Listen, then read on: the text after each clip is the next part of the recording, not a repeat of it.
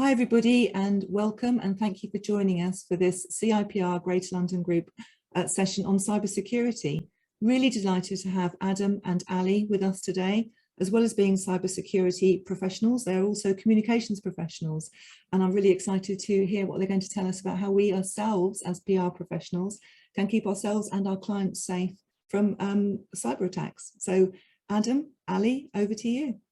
Okay, so let me just start talking about myself first. I'll allow, obviously, Ali will introduce herself.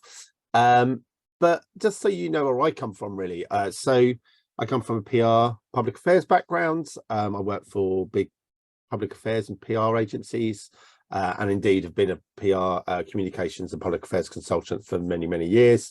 And then started working around behavioural science, and then moved into cybersecurity nearly 10 years ago, and have now worked for a whole range of different organisations around human risk, in particular security and cybersecurity. And just introducing my alter ego, I think it's quite important to talk about the threat and who the threat actors are, or who the criminals might be. So we thought, actually, maybe we could do it from a first person perspective. So I took the opportunity to create my alter ego and come up with my own name. So only that, I'm now Dr. Shadow Mover, and I'd like to be called the Shad, if I may. But on that point, I will just hand over to Ali briefly before we move on.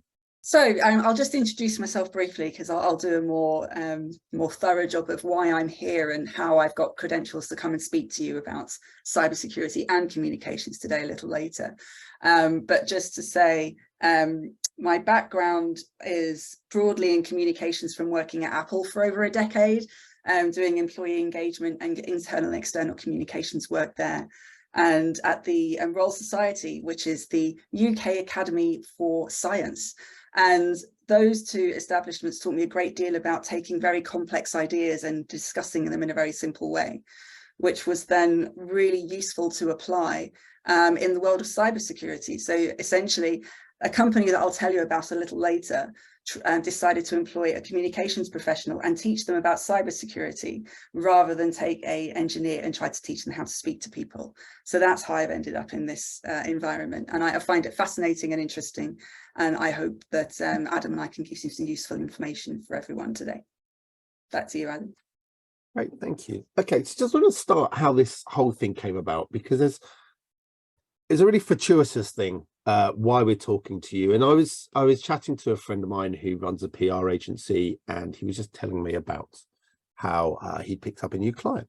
It was all very interesting. And then his client turned out to have some particular challenges around PR and certain sensitivities around country engagement. And we started talking about what steps his organization was taking around cybersecurity, particularly looking after the fact that, well, in the PR world, our job is to help manage situations. We have access to sensitive and confidential information that others may not have.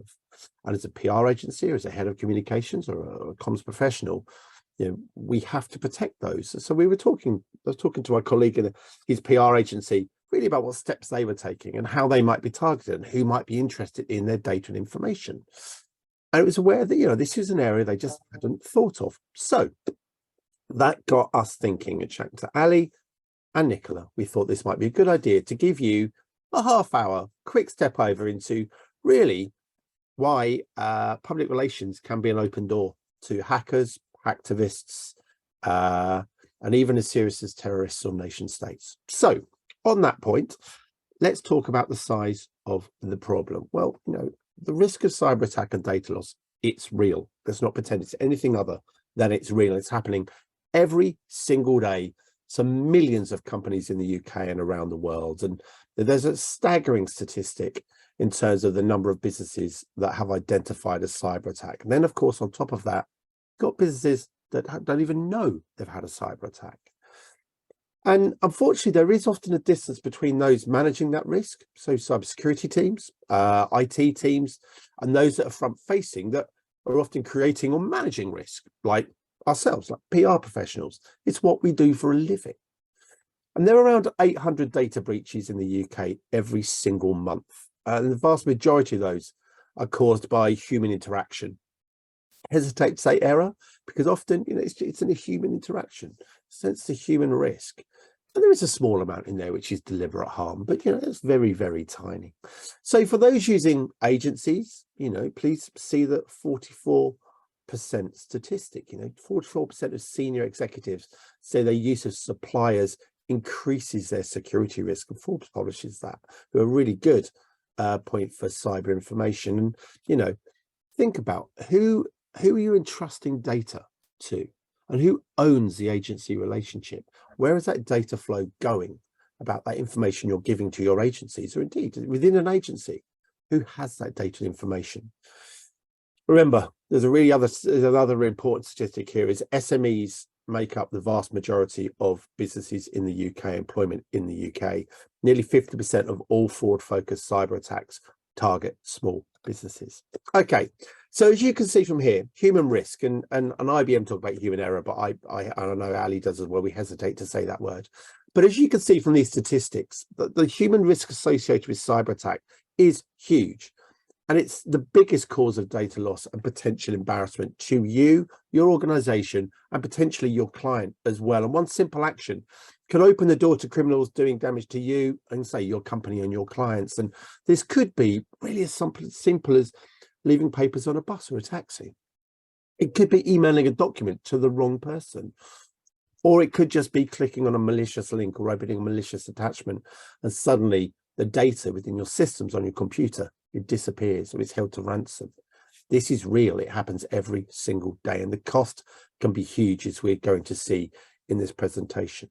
But you're also going to hear from us about how you can make a difference, how your organization can make a difference to your own security and that of your company. And some of that is a company approach, but some of that is a personal approach as well, things you can do, because there are some simple steps that you can take to reduce risk.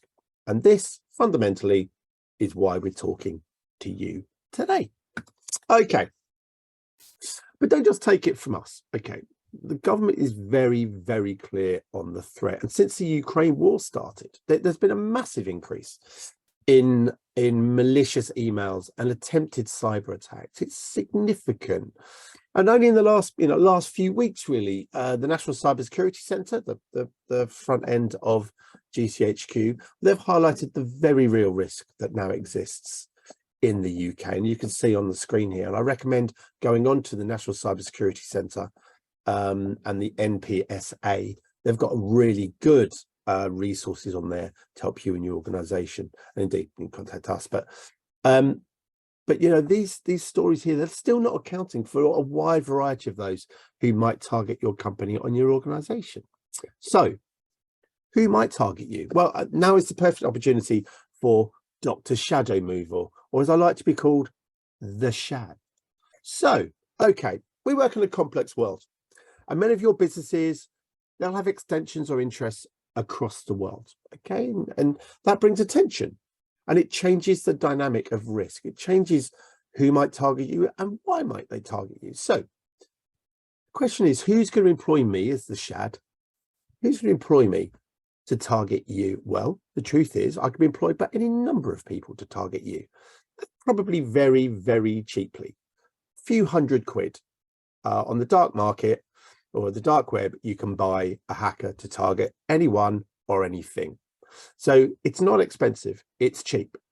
And the threat comes from a wide range of organizations, countries and individuals. And you know, we mustn't also forget the insider threat as well. And people can have a grievance against organizations or leak or release data. It happens. So the types of people that might employ me, nation states, you see the headlines around nation states and engage. NCSC talks very openly about nation state threat. You've got competitors that want to steal or view IP and understand what's going on within the marketplace, within their biggest competitors. Equally, hacktivists are there to make a statement. And we know certain hacktivists are taking their battles online. So does that put you at risk? Equally, you've got criminals, pure, simple fraud. They want to defraud organizations and they would use digital methods to do so. And it's everything from hacking Bluetooth to emailing false invoices or asking for change of bank details. It happens in organizations, as I say, every single day. So there's a range of reasons why I might attack your organization or be asked to attack your organization. And as you can see on here, it's really broad, and some of those we've just sort of touched on. So as I say, commercial intelligence, such as IP theft or commercial insight. I want to know what's different in the market. Hackers causing disruption and embarrassment. It happens, as what they're there to do, to raise the profile of a particular issue, along with activism. Okay, most commonly it is going to be collateral damage. And what I mean by collateral damage is your organization, your client, is going to get the same type of attacks that you get in your own personal email accounts. So, for instance, if you've got, I don't know, an Apple Mail or Gmail or Hotmail or what have you, if you look in your junk folder, you will have hundreds and hundreds and hundreds of potentially malicious emails that have been hived off without you seeing. Well, those hundreds and hundreds and hundreds, they're happening to your organizations as well.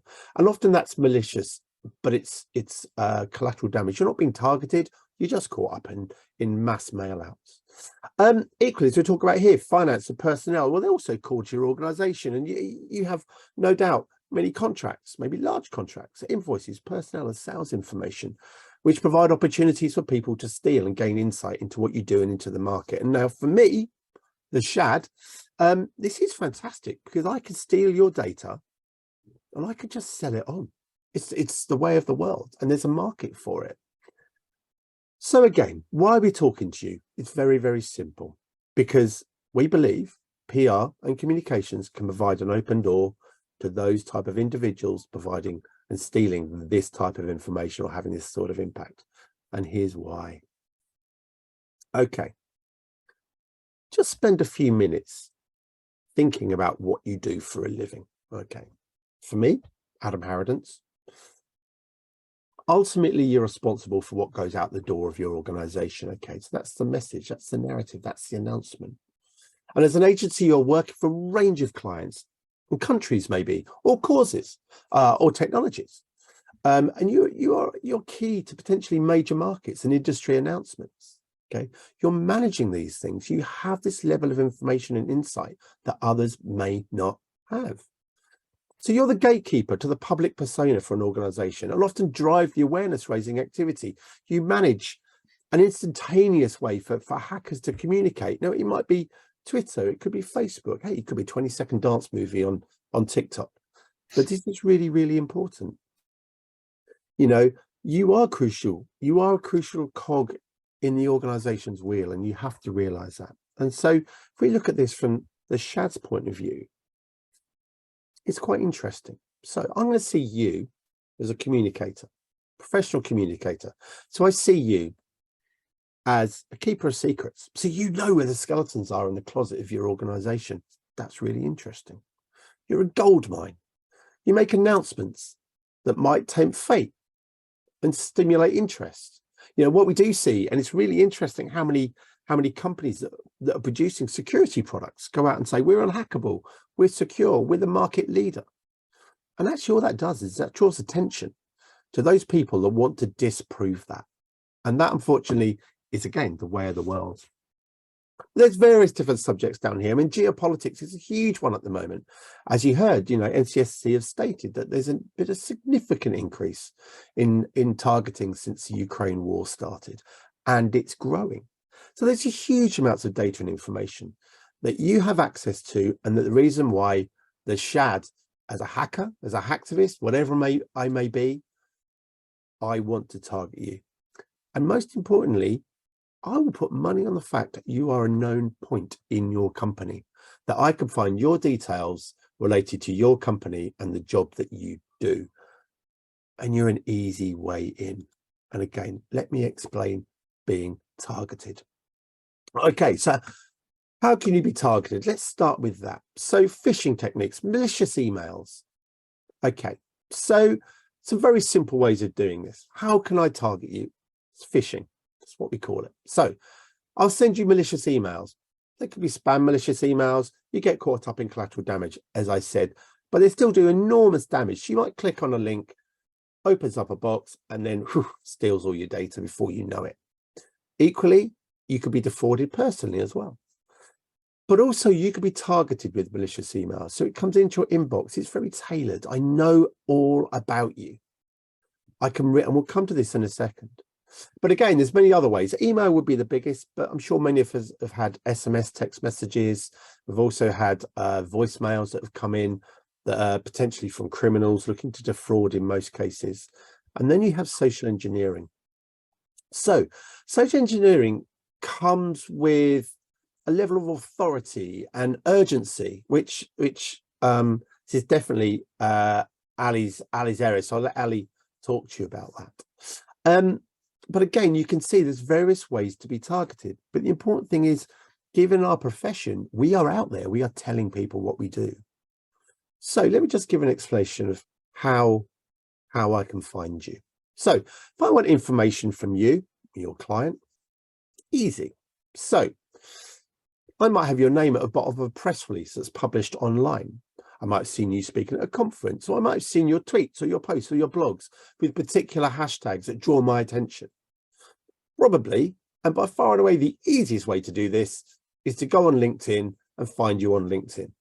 And if you're on LinkedIn and I happen to find you of interest, then I could target you very, very easily. So with that, I find your profile on LinkedIn. So I now know where you work, and I can guess your email address because that's the easy bit. So I know where you work, but I know your colleagues now because they're on there as well. I probably even know people in your department, but I will now know your seniors. And I'll have a feeling around clients and subject matter because I'll know what you're talking about. So more than that, I now know your network. I know your business network. I know who you're connected with. But if I want to target you a little bit more, then I'm going to spend some time going to look at your TikTok videos or your Instagram photos and realize that actually you love cycling, you like horses, or you've got a particular interest in a specific aspect of communications. So now I can send you an email that's detailed, resonates with you, but also comes with a little bit of flattery, because frankly, flattery gets you everywhere. And so within you might get a work email, you might get a personal email, or indeed I might contact you through social media. But I'm going to come and say, I really like what you said about X. I also work in public relations, or I also work in this industry. Can we have a chat? Or if you click on this link, I'll show you my work, and you click on the link, and before you know it, your data's gone.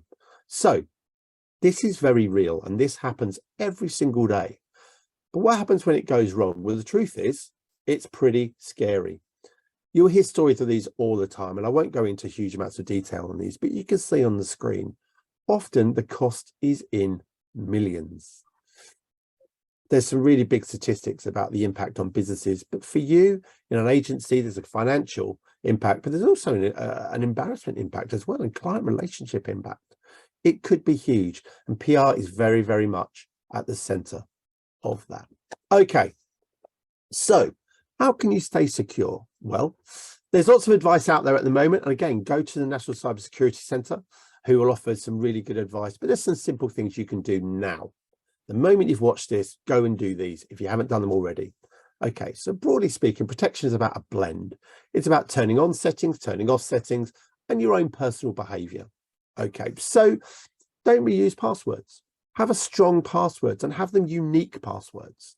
We so often with our devices, we have a single sign-on, and then you can get into literally anything on your phone. So make sure you've got different passwords for different accounts, particularly banking. Your PIN numbers for your device should not be the same PIN numbers for your banking or anything else on your phone. That's the first thing hackers will try if they steal your phone. Okay, so think about that. PIN numbers. Make sure you've got a PIN number. Make sure you switched on where's my device. You can find it if you lose it or you're not sure where it is. Make sure you've got auto locks and time blocks on your devices, and make sure you've got two-factor or multi-factor authentication switched on all the accounts you can get it on. It's what you do on banking and probably your work account as well, where you get a number sent to another device and you put the number in before you can log in. But again, it reduces successful cyber attacks by about 90%, so it's worth doing. Please, please, please, please, please keep your software up to date. I know it's annoying. Software updates can be so annoying. It often stops things from working, but they're there for a reason. They may not tell you, although Apple has recently actually, but they may not tell you that there's a security update within that software update, but often there is. And it's probably the best way to protect your devices and your accounts from being successfully cyber attacked. Make sure your software's up to date. Okay, so let's just touch on human risk. I'm going to hand you over to Ali now. He's far better at this than I am. So on that point, Ali, I shall pass over to yourself. Thank you. As I said earlier, I worked in communications for a long time, and the next slide has a little list of the companies that I've worked for over the last 20 years or so. So my route to this and this element of assessing human risk, human security risk, started by learning my trade at Apple in communications and engagement and technical writing, that key element of translating technical information into human and back again. That's very much born from there. But while I was at the Royal Society, I went back to school and did a master's in organizational development and organizational psychology, which is really what brought me over to security. And as I said, that mystery organization that was employing communications professionals and teaching them about cybersecurity so that they could speak about it clearly was the Bank of England. And I spent a few wonderful years at the bank, learning my trade in the cybersecurity world and being able to hold my own in more technical conversations with security specialists. And it's a really important role to be able to demystify the world of cybersecurity and to make it less frightening, I think. I've since plied my trade at a rival, which is, as I speak, not a very successful electric vehicle manufacturer. I think they're struggling and looking for more funding. But it was an interesting experience to do that in an engineering environment. And also at Boston Consulting. And right now I'm applying my trade at Euroclear, which is similar to the Bank of England in the sense that it's a financial market infrastructure organization for a bunch of different companies in Europe. But it's really the Bank of England that is my route into this, and that we've got a good sort of story that demonstrates the risk, much like the other elements that Adam mentioned earlier. This is a genuine story. It happened before I joined the bank, but you may remember back in the dim and distant past of 2016, before Brexit happened, there was a Guardian article talking about the risk assessments that the bank had been doing about Brexit, and that they had been accidentally emailed to somebody at the Guardian. Now, I remember at the time thinking, yeah, right, that was accidental. That was a deliberate leak. Surely the Bank of England wanted people to know. Turns out it was a genuine error by somebody within the bank. And as you can see from the headline, it even included PR notes on how to deny that they were doing the work. And if you, the outcome of that, which I think is a little section of the article, if you click through, Adam, the really interesting thing about it was that after this happened, the reaction of the bank was very swift. So the way that it happened is that somebody within the public relations team was supposed to be sending it to a colleague for review. And instead, I think the colleague's name, let's say the colleague's name was Adam. And instead of writing Adam at the bank, they sent it to Adam at the Guardian. And it genuinely was an accident. So what the bank did immediately afterwards was prevent autocomplete. So you had to type in manually every letter of the email address of anyone you wanted to write to, which was obviously a disaster. Everyone hated it. And very quickly afterwards, they introduced software with data leakage protection capabilities. So to ensure that if you tried to send information which was marked classified outside of the bank, the email simply wouldn't send. There were technical controls in place. And throughout the work that we do, we rely on a combination of technical controls and human behavior management and human risk assessments to make sure that we keep things safe, secure, and where they should be. Now, I tend to avoid imagery that involves a hoodie. And I half expected Adam to wear a hoodie when he was doing his Dr. Shad impression. Yeah. Maybe we can do that if we do this again. Next time. Yeah, definitely next time. But I ban any images of hoodies from my presentations or any work that I do, because I think for a lot of people, cybersecurity is a bit like maths. You know, as soon as somebody mentions it, you throw your hands up in horror and say, oh God, I have no idea. I don't know how to do that. That's somebody else's problem. I'll outsource it. I rely on somebody else to do that work for me. And unfortunately, that just doesn't cut it. We each individually have a responsibility for ourselves but also for the clients we work with and the companies we work for to look after this data. And what I do now is educate people, mostly within companies, but also in situations like this, on how they can arm themselves and build skills. And I think that's the other thing to bear in mind, is that a lot of the time people think this is about a set of rules to follow.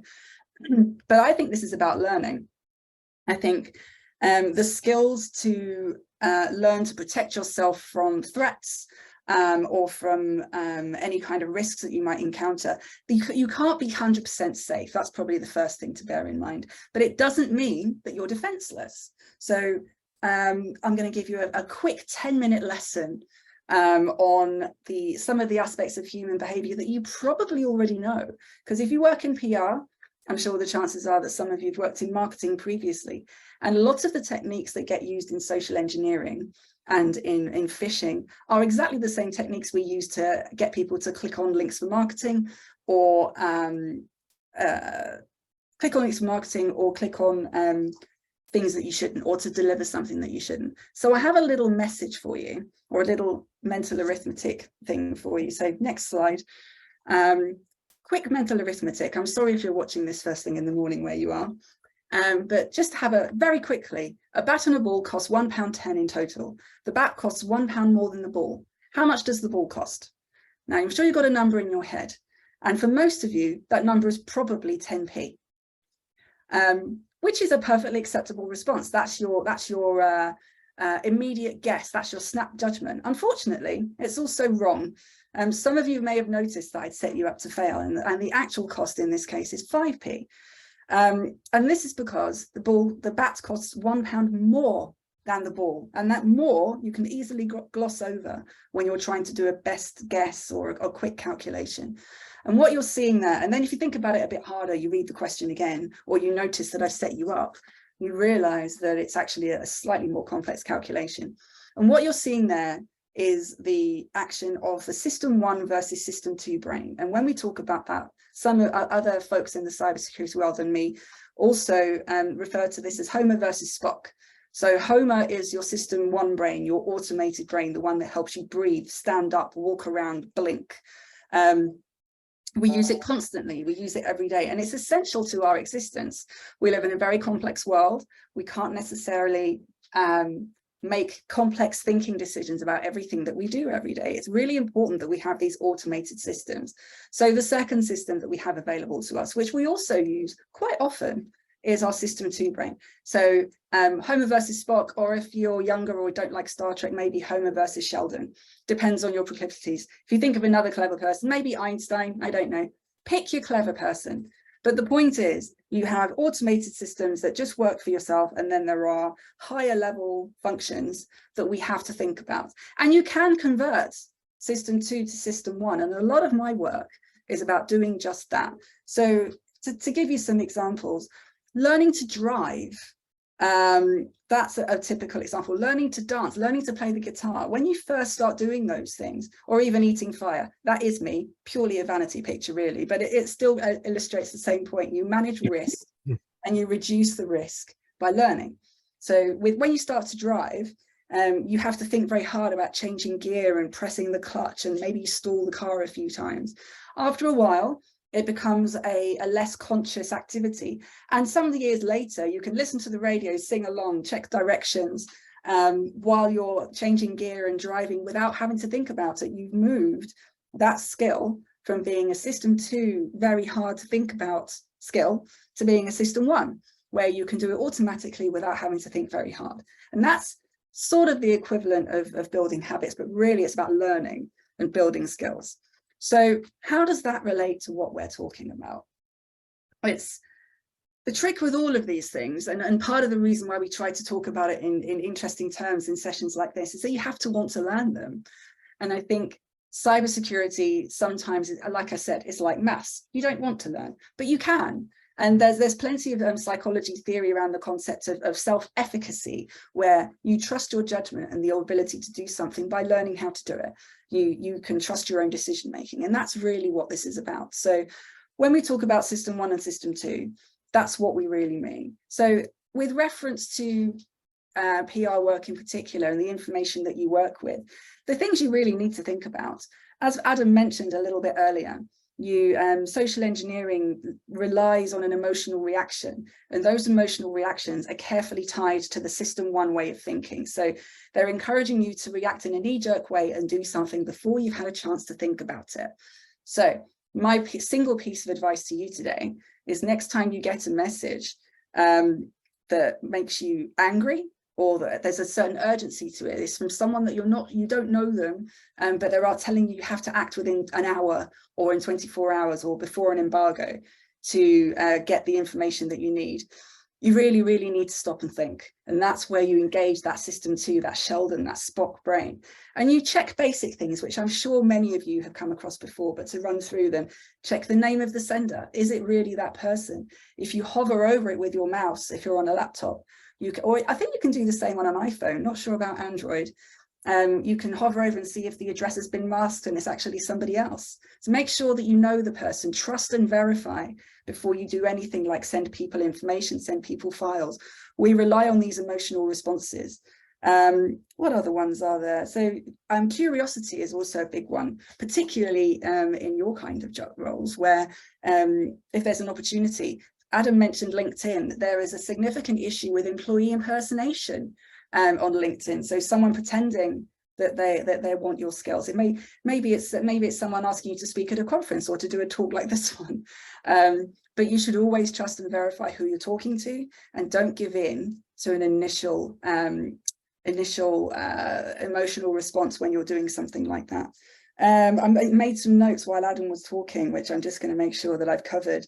But realistic, oh yes, that was the extra thing I wanted to discuss. We've talked about LinkedIn, we've talked about document sharing, your use of things like Dropbox, Google Drive, WeTransfer, all those kinds of things are ways that you could be encouraged to send or share information that you may not otherwise have done. I'm going to specifically mention WhatsApp, partly because it's been in the news a lot recently with certain individuals who've either shared or not shared their WhatsApp information in response to a significant inquiry. This is much more important if you're working with governments, if you're working with international organizations, NGOs, things like that. When you're talking on WhatsApp, you must remember to talk professionally if you're talking about professional work, because these things may come up in a subject access request. And there are plenty of WhatsApp scams out there that are designed to catch you out. You've got the classic, oh, hi, mum, I've dropped my phone. This is my new number. That's a very classic scam that can then result in malicious links being sent to you by WhatsApp, or by people asking you for money and sending it via something like Western Union or something like that. So there's a myriad of threats, and it makes it sound really scary. But to take it back to basics, if you have a sudden emotional reaction to a message that you've received, stop, think about it. Just be aware of that manipulation, because it's the manipulation we employ in marketing every day. Just remember that that's also being reflected back at you. So those good security behaviors, think about learning who, what, and when to trust. Make sure you know who you're speaking to. If someone says they've changed their invoicing information or their banking information, make sure, check that by phone with a known good contact before you agree to make any changes to your systems.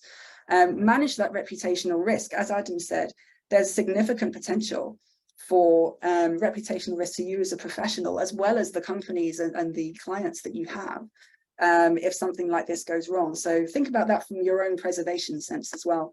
And there are personal benefits to these things as well. So that little tip and trick that I mentioned earlier about stopping and thinking, or the WhatsApp scams, or any of the stuff that Adam discussed, you can share these things with your kids, with your relatives, with your mother-in-law, if you have a good relationship with your mother-in-law. They're all things that we should see as life skills. And my goal in doing presentations like this, and a lot of my work, is for people to see these things as skills that they should learn rather than things that they should be scared of. With that, I'll hand back to you, Adam. Thank you. So that's us, really. Just a couple of things to leave you.